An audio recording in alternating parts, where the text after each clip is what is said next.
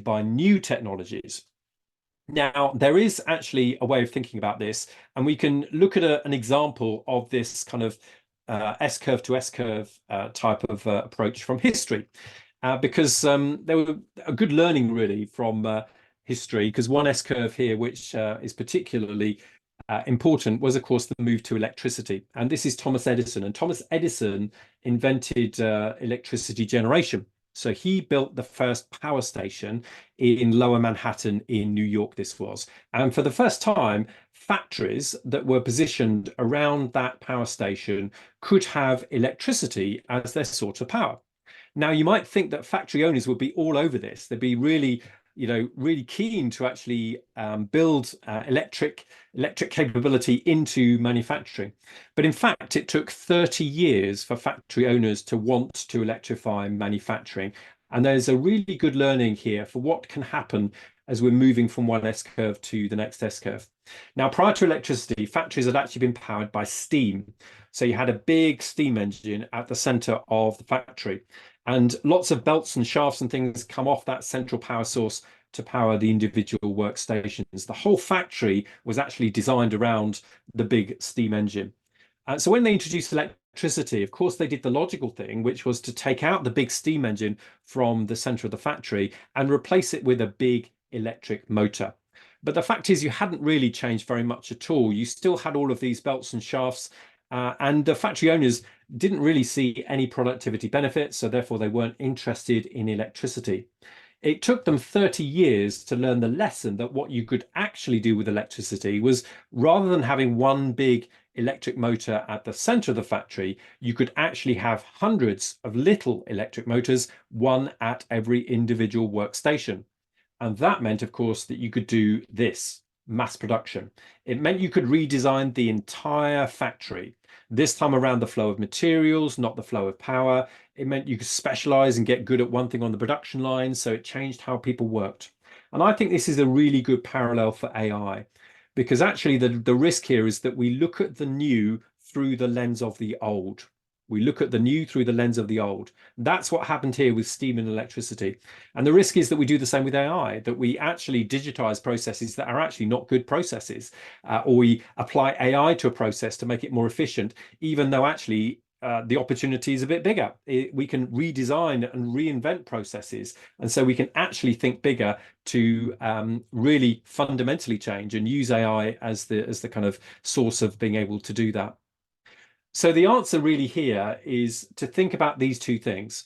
If, as an agency leader, you're thinking about how can I understand how to get the most out of new technology like AI, the answer is really about optimization and transformation. And this is like nature's metaphor for change, like metamorphosis, how insects grow. There's two kinds of metamorphosis, incomplete and complete. So incomplete metamorphosis is like the grasshopper on the left-hand side here. A big grasshopper looks like a small grasshopper, it just sheds its skin as it grows larger. And that's a good metaphor for optimization. So how can you apply AI to get bigger, better, faster, more efficient at what you're doing? There's loads of value in doing that. But fundamentally, you're still operating a similar process. You're not really changing the fundamentals of what you're doing. You're just optimizing. But even though there might be lots of value in that, sometimes we do need to transform. And this is like the caterpillar turning into the beautiful butterfly. We need to rethink, reinvent. We need to actually redesign that process from the ground up, because actually the possibility here is that is entirely different. AI is really enabling a completely different model for the agency here. So the challenge here, of course, in transformation is the messy middle stage. Because lots of uncertainty here. So the more you test and learn and experiment, the more easier it is to find your way through that. But the key lesson really is that optimization is about evolving your actions to improve results, whereas transformation is about changing the way in which you think. So be open to change the way in which you think, your mindset, in order to then define a new set of actions in order to then improve your results. Okay, so let's talk about learning, shall we? I'm going to ask you to play a short game now. So we're going to play a very quick game called Battleships. You may remember playing this game when you were a child. This is the game, of course, where you need to sink your opponent's battleships. And the more battleships you sink, the better it is, all right? And we're going to play a quick online version of this game now. So I will share the link into chat, but by all means do use the QR code on the slide here. Now, there are two versions of this game. In fact, my co-facilitator, Nick, I think has just shared the link into chat there. So do click on that. There are two versions of this game, and I want you to play both versions. So I will show you how to play the game first of all, and then I'll give you a minute or two just to play the game. So let me just stop sharing my slides here for a second. Okay, so as I say, there's two versions of this game here. And you'll see when you click on that link is in chat, you'll see this. All right. So when you press start, you see the grid here. The grid is the sea. And you've got somewhere in there, you've got 7 enemy ships, which you can see on the right-hand side here. And you've got 30 bombs you can drop. And as you hit the ships, it will record the number of ships that you sunk and the number of hits that you've had. But in this first version of the game, you kind of drop all of your bombs in one go. So bearing in mind, you want to try to hit as many as possible. I'm going to spread these out. So fill in any gaps that you have. Excuse the annoying noise. There you go. So last 4, 3, 2, 1 with my gaps there. Okay, so I've dropped all of the bombs there. Now I confirm the shots and I can see how I did. So I sunk a ship and I had 8 hits. So I nearly sunk another couple of ships there. So that was pretty good. So now you press continue and now you'll get a second version of the game. This is slightly different. So when you play this game, you drop your bombs. That sound and the orange square there means you've hit a ship. Okay, so now you know you've hit a ship. So what you want to try to do is sink the ship. Oh, I've got the big one. I've got 2 in one go, 3. Oh my God, that was pretty lucky. That was, so doing quite well there. I'm missing the big one though. That's one I really want. There you go. Look at that. Oh, I nearly got all of them. 5 ships sunk and 15 hits. I think that's one of the best scores I've had on that game. All right, so when you're ready, play both versions of the game and let me know. Maybe pop it into chat if you can. Which one you did better on? Is it version 1 or version 2? All right, so I'm just going to give you a minute to play that game.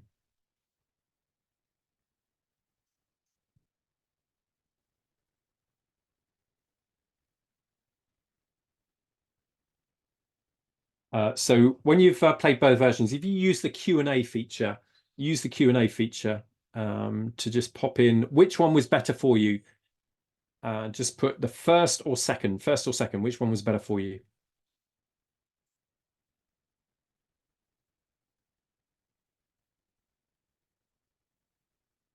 So just use the Q&A feature to do that.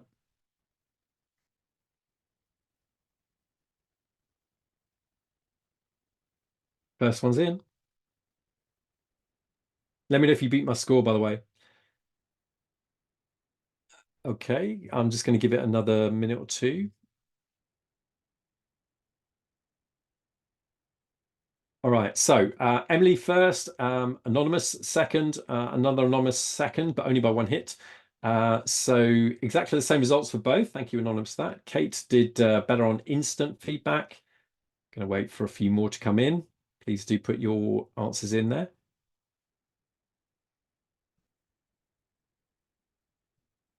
Yeah, so by the look of it, I'm just looking at all the answers coming in here.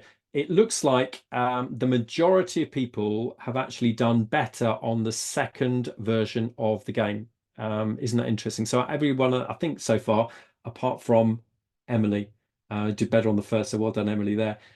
So of course, the reason for this is because you're more informed in your decision making as you play this game. All right. So one of the things to think about here is just in terms of your agility as an organization, as an agency, how can you learn about AI capabilities and application? And how can you take your learnings early and then reapply your learnings at scale across the agency, across the organization? This really is the secret, of course, to agile ways of working, but it's also the secret to learning fast about new possibilities, testing, experimenting, take your learnings and then apply them. Yeah, so in the second version of the game, of course, we saw that we'd hit a ship. And then we dropped our next bomb very close to that because, of course, we're more informed in our decision making. And that's really what we want to do with AI. We want to be informed in our decision making. And that means we need to test and learn, and we need to learn from successes and failures, but we fundamentally need to experiment with it. We need to take that learning and apply it. Take that learning and apply it. Take your learnings early. Don't wait until the end of the process like we did in the first game before you see the results. Try to experiment and actually apply the learnings as you go. And that's really the secret to understanding what will work for you. Just to go back to my slides again here and to share them. The key here, of course, as we're saying, is really all about how you can set the right environment and developing the right kind of culture as well. So if we were to think about learning here, think about these two dimensions, polarity and sharing of knowledge. So the better you share knowledge, of course, the more teams you have experimenting, the more you share the knowledge, the better that's going to be for the entire organization. Jeff Bezos talks about the Amazon flywheel, and that's the approach they've taken to AI. Lots of teams experimenting with it. As soon as they get a win or a success, or that they learn from failure, they share that with the rest of the organization and they build platforms that other teams can build from. So that really catalyzes your capability, but also diversity and polarity of knowledge. So test on different things, have different perspectives, use the kind of diversity of perspectives you have within the organization. Think about safe to fail experimentation and how you can really step change the level of experimentation in the business to understand what that means for you as an organization and where the opportunity is. Okay, so for the last section, before I hand back over to Nick, let's just talk briefly about maximizing the benefits of AI. So this is really all about, we've talked a lot about application. We've talked a lot about about agility and how we can apply it in ways that the agency can learn. So let's talk about how we maximize those potential benefits. Now, earlier we were talking about application, and there was some specific models like the BCG sort of five elements model, and then the model about application in marketing. But if we go back to that optimization and transformation piece, think about it like this. There will be opportunities to enhance, which is to optimize, and there will be opportunities for AI to transform, to do something completely different. The SAMR model is actually an education model, but I think really does capture for me a great way of thinking about the potential of AI, because across your organization, think about where AI can be a direct substitute. Okay, so there's no functional change here. You're not really changing the fundamental way in which you're doing that process or workflow. You're just directly substituting human for technology. That's automation. But then there's augmentation, which is slightly different. You're still optimizing and enhancing. You're not fundamentally changing the process of workflow, but you are functionally improving it. That's augmentation. Then think about transformation. So where is the opportunity for AI to modify? So it allows for significant redesign of that process or workflow, or even a redefinition. And this is what I mean by thinking big here, is about thinking about entirely new ways of operating, new models, things that were previously inconceivable because the AI hadn't yet made it possible to do that thing. And so substitution, augmentation, and then modification, redefinition is a great way of actually thinking about optimization and transformation and understanding where the potential is. If we look again now, this is going back to that e-consultancy research that I mentioned before. And if we look now about some of the primary benefits that marketers are actually seeing right now, it's understandably mostly around optimization. So increased speed of production, increased experimentation, internal cost and resource savings, and so on. You're talking about efficiency, optimization, but actually to the point about not underestimating the long-term impacts, not underestimating that. The potential here is much more transformational. So try to think big, not just about optimization, but also about where it can totally redesign or reinvent a process, a workflow, or a relationship. Now, just to emphasize here, I think one of the things agency-wide, which is useful to bear in mind here, is growth mindset, which I'm sure you're familiar with. But this is, of course, the mindset which enables you to learn because you see failure and challenge as an opportunity to grow. Whereas a fixed mindset is where you don't believe that you can grow. It's very much about a competitive type of mindset. The quote from Guy Kawasaki here is one of my favorites on growth mindset. Two kinds of people in organizations in the world: eaters and bakers. So eaters want a bigger slice of an existing pie. That is a fixed mindset, whereas bakers want to make a bigger pie.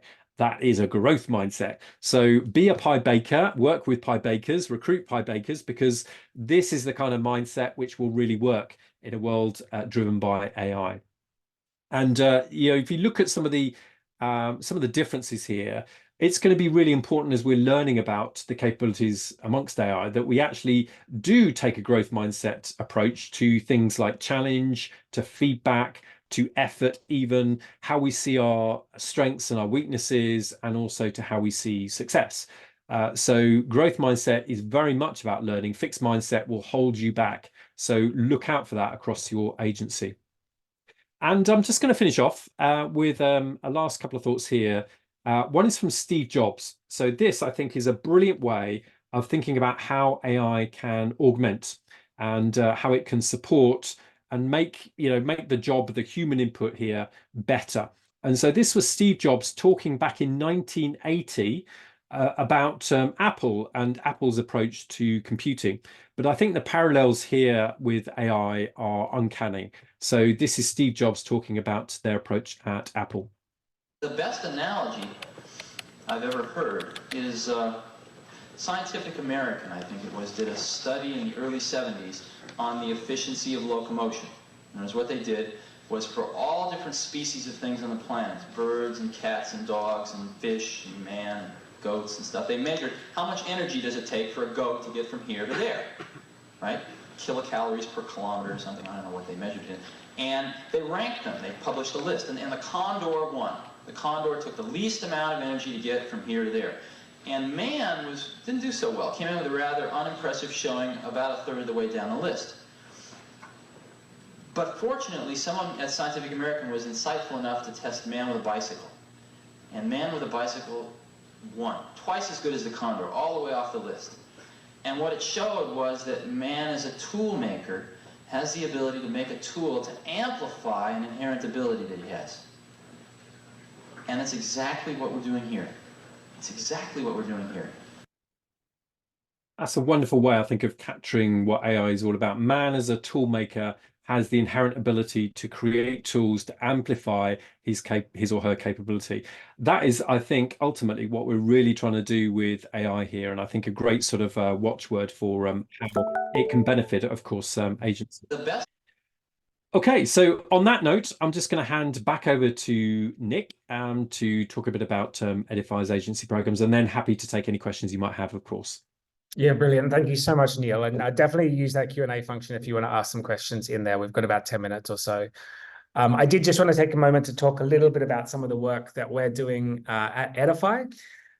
So for those that maybe are not familiar with us already, we are an L&D company really specializing in and around helping teams embrace AI and learn how to use it.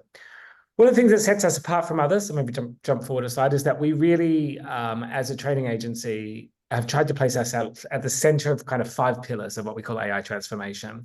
So obviously there's definitely a technical element to this, the tech stack and data, but we're also very much focused, as Neil said at the start, on kind of people and culture change as well, and also the important policies, procedures, governance, ethics, processes, et cetera, that are required to embrace AI. We've designed a few programs actually that are directly relevant to agencies, including our AI for Agency Leaders Bootcamp, which is a full-day bootcamp. So if you're looking at getting your leadership team or exec team together to really start talking about how is AI transforming our business model, how is it transforming the way we service our clients, what might this look like in the future. We have a 6-week change management program called Human and Machine. But we've also been running quite successfully with loads of agencies recently, our half-day mini labs, which are really focused. We've got a comms mini lab and a marketing mini lab, really focused on, again, just trying to get teams kind of up to speed with using tools like ChatGPT or Copilot or Midjourney or Stability Diffusion or whatever those tools are to really augment and become more efficient in their jobs. And I just want to share one more slide with you. This is some work that we did recently with Publicis Group, one of the programs that they ran with us. And I think the key thing here that is really, really paramount, it really goes back to what we were saying at the start of the session, but this idea that, by training or upskilling people, out of this publicist program that we ran, 27 global people that went through this, 100% of them said that the course had directly impacted their productivity. We asked them about a month later by how much, and they said they're now on average saving 4.5 hours a week, because they brought AI into existing processes. So, if this is something that within your agency you're really thinking about, definitely get in touch with us. We can share more information about these programs. There is a register your interest form there. I've just shared the link in the chat. So please definitely reach out if you're interested in finding out any more about these programs or any of the other programs that we offer at Edify. On that note, yeah, questions for Neil. We've got some good ones coming in at the moment. So Neil, do you want to pick these up? Yeah, so I'm seeing a question from Paul here about we'd love to hear your thoughts on the importance of the responsible use of AI and the need for robust governance and guidance within organizations. Yeah, absolutely. It's a good point, and there's lots to dive into here, which we didn't really have time to do that and do justice to in today's presentation. But I would say, as with any kind of new area, there's some big question marks right now about the data which AI models are being trained on, and the IP implications of that, but also about how you can deliver it in a responsible way, in a way that doesn't introduce bias into models, for example. So a lot of this is about setup, I think. So good governance for me is about how you set up the models in the right way and taking a responsible approach to actively look out for things like bias and for some of the pitfalls which we're seeing creeping in now and then. I have to say, probably the things that I've seen mostly from agencies so far have been pretty responsible, and it's good that we're thinking about it nice and early. But of course, the risk is always there that we move too quickly and we move fast and break things in a way that we wouldn't want to, of course. So thank you for that question, Paul. Got a question here from Anonymous as well. How as agencies should we navigate client confidentialities when using insights and information in Gen AI tools? Yeah, so I'm not sure, Anonymous, whether that relates to any specific kind of situation or context that you're thinking about there. But I would say that the key thing here for me is that you're establishing relationships based on trust with clients, and that clients never feel that what you're doing with AI is disruptive of that relationship and client confidentiality, of course. So you have to design processes, workflows, and ways of applying it in ways that actually support client outcomes, of course, but also respect client confidentialities. So, Nick, I don't know whether you had a view on this.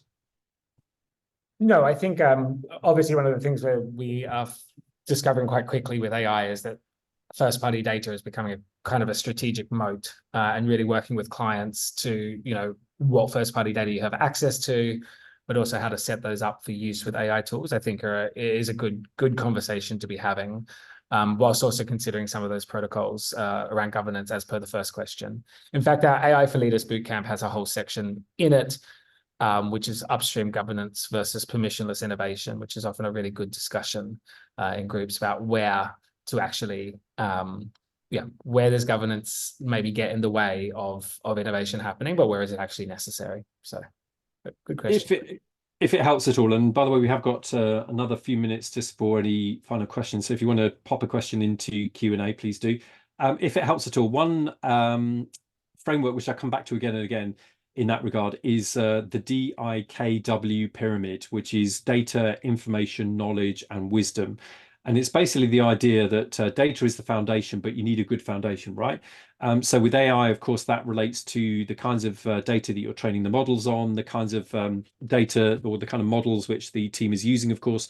But what's the inputs? What's the governance around the data? How can you set it up in a way that actually is robust?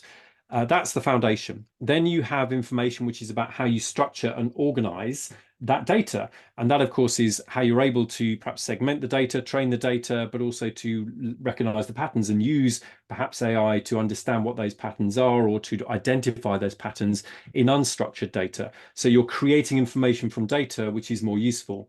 Then, of course, it's about how you interpret and translate that into knowledge. And knowledge is more valuable to you, of course, but this is all about the use of AI to understand what those patterns mean. And that could be because you've got instances of it before that it recognizes, or it might be able to infer, or it might be able to kind of use different forms of modeling, of course, to understand what those patterns mean. And then the final one is turning knowledge into wisdom. And this is all about application. So how do you actually execute against that and turn that insight into actionable insight and then execute against it? And that, of course, AI has a big role to play there in terms of application and actually executing and automating, of course, as well. So DIKW, really useful model for that.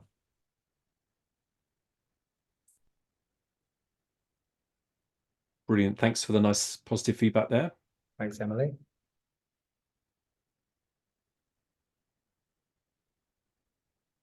If there's no more questions, then let's give you this couple of minutes back in your days. Hopefully a useful session today. Thank you so much, Neil, for joining us.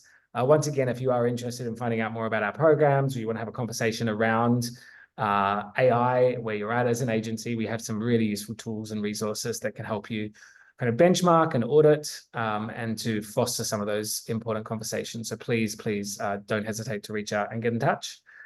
Thank you for your attention. Thank you, Neil, for all your wonderful insight as always, and look forward to seeing many of you again soon. Thank you.